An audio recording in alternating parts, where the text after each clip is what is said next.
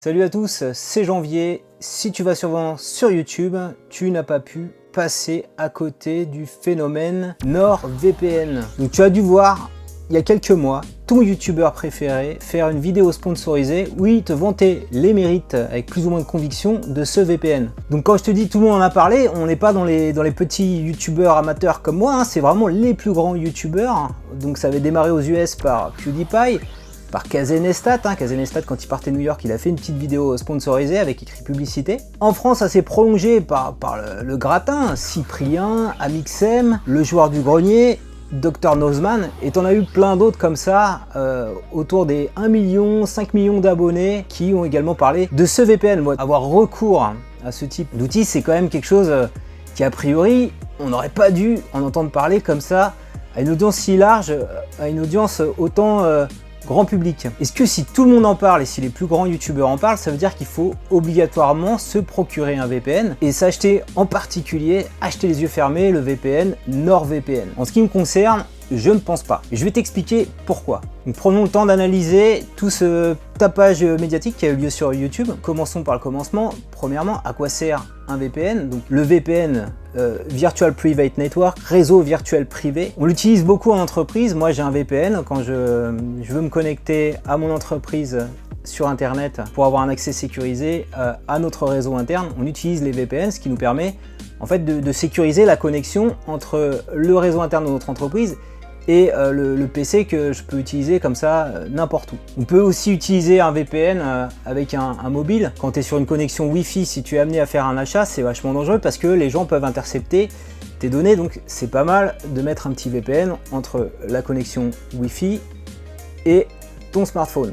Donc après il y a aussi des usages perso, donc ce qui est mis en avant en général c'est les notions de sécurité. J'ai pas envie que les gens sachent ce que je fais sur ma connexion internet. Ta connexion va aller sur une autre machine et quand tu vas surfer sur internet, on va croire que tu es cette autre machine. Et on ne sait pas en théorie ce qui se passe sur ton ordinateur, on ne peut pas remonter à toi. C'est ça le principe un peu du truc. Dans un usage comme ça, grand public, à mon avis, les gens ne sont pas forcément très préoccupés par les aspects sécurité, mais je présume que dans 90% des cas, si les gens utilisent des VPN, c'est que quelque part ils font des choses qui ne sont pas très légales. Par exemple, télécharger des films de façon illégale ou ils essayent, par exemple, on peut utiliser un VPN.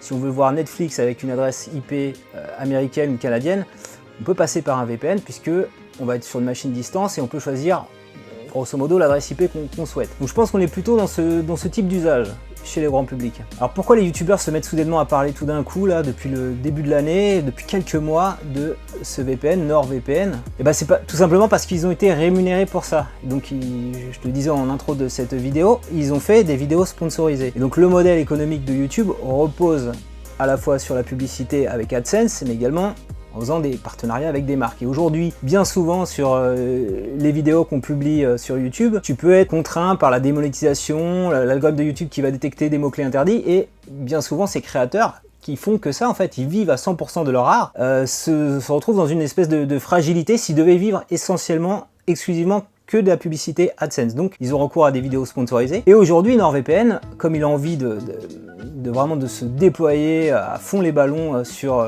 différents marchés, il a choisi comme stratégie de donner beaucoup d'argent à ses youtubeurs. Donc ça dépend un peu de l'audience du youtubeur, mais on peut imaginer que certains ont pris 1 500 € pour faire la vidéo, certains 10 000, 20 000, etc. On est vraiment dans ce genre de montant. Et donc derrière, NordVPN attend des résultats par rapport à ça. Si vraiment on exclut le consommateur, si on se focus sur les créateurs, c'est quelque chose de bien pour eux parce que ça permet à eux, grâce à des boîtes comme NordVPN, de continuer à produire des vidéos, d'avoir un mode de rémunération et de vivre de 100% de YouTube. Maintenant, replace-toi dans le cas d'un consommateur qui a besoin effectivement de ce VPN pour sécuriser sa connexion, pour aller télécharger des films, pour aller sur Netflix avec une adresse IP américaine ou canadienne. Est-ce que vraiment NordVPN c'est le meilleur VPN du marché? Alors quand on regarde le message un peu qui a été véhiculé sur ces vidéos sponsorisées, ça a l'air quand même super attractif. Il parle de plus de 6000 serveurs, il parle que c'est seulement 3 € par mois, donc ce qui paraît relativement faible. Mais quand tu creuses un petit peu, quand tu vas sur le site internet, quand tu vas regarder également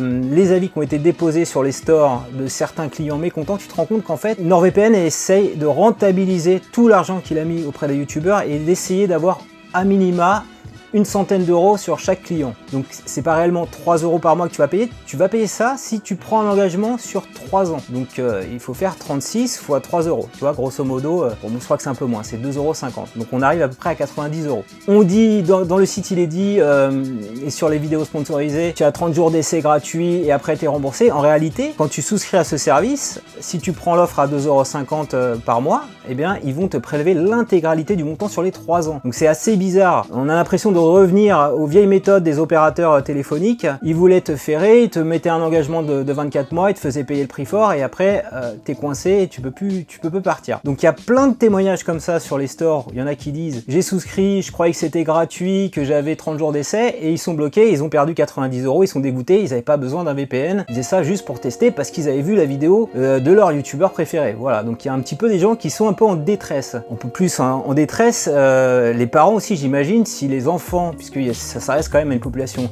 assez jeune, certaines chaînes YouTube dont on parle, c'est vraiment les grosses chaînes YouTube, on peut imaginer que les enfants ont pris, quand ils ont téléchargé l'application, c'est branché sur la CB des parents et que donc les parents sont vus comme ça perdre une centaine d'euros. Alors là aussi c'est pas rassurant d'un point de vue consommateur, c'est que la boîte elle est basée au Panama et donc c'est pas du tout la juridiction française qui fait foi. Dans la juridiction française, quand une société est établie en France, on a 14 jours pour se rétracter sur un achat en ligne. Si on se rend compte qu'on a fait une bêtise, une erreur, eh ben je peux me rétracter au bout de 14 jours. Ce qui n'est pas du tout le cas ici. Autre truc que je trouve limite, et tu verras également sur les commentaires dans les stores, c'est que NordVPN, donc ils ont de l'argent pour investir sur des youtubeurs français, mais ils n'ont pas d'argent pour investir dans un service client qui parle français. Si vraiment tu as besoin d'un VPN, moi mon conseil c'est essaye quelque chose, des alternatives gratuites. Donc tu en as sur mobile.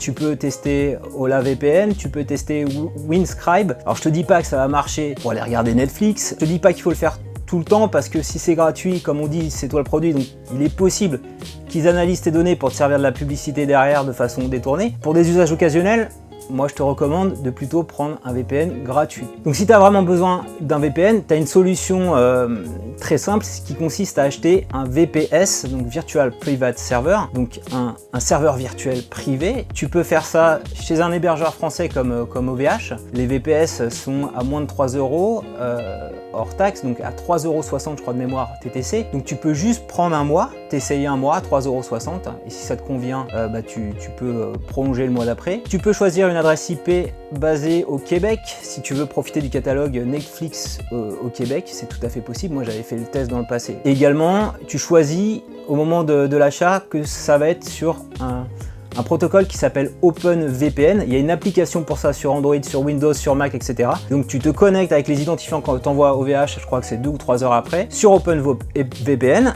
et tu peux profiter comme ça du trafic de ton VPN, quoi. Tu es passé un VPS, OpenVPN, te l'a transformé en VPN, voilà, à très bon tarif. Si cette vidéo t'a plu, je compte sur toi pour mettre un petit pouce levé. Dis-moi dans les commentaires si tu utilises actuellement un VPN. Est-ce que tu utilises le fameux VPN recommandé par les youtubeurs à travers des vidéos sponsorisées NordVPN? Est-ce que tu as eu des expériences un petit peu désastreuses comme celles qui ont été publiées sur les stores? Est-ce que toi ça te plaît? Est-ce que ça marche bien? N'hésite pas à me le dire. Si tu as d'autres VPN également à recommander, dis-le dans les commentaires. Abonne-toi à ma chaîne YouTube pour recevoir chaque semaine un nouveau tuto et la prochaine fois on fera le tuto pour se connecter au VPS d'OVH et créer un VPN de zéro pour pas cher, sans engagement. Voilà.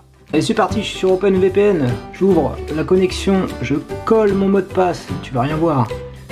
Voilà, il y a du débit, on va tout de suite voir mon adresse IP et voilà, je suis basé à Montréal. À moi Netflix Canada.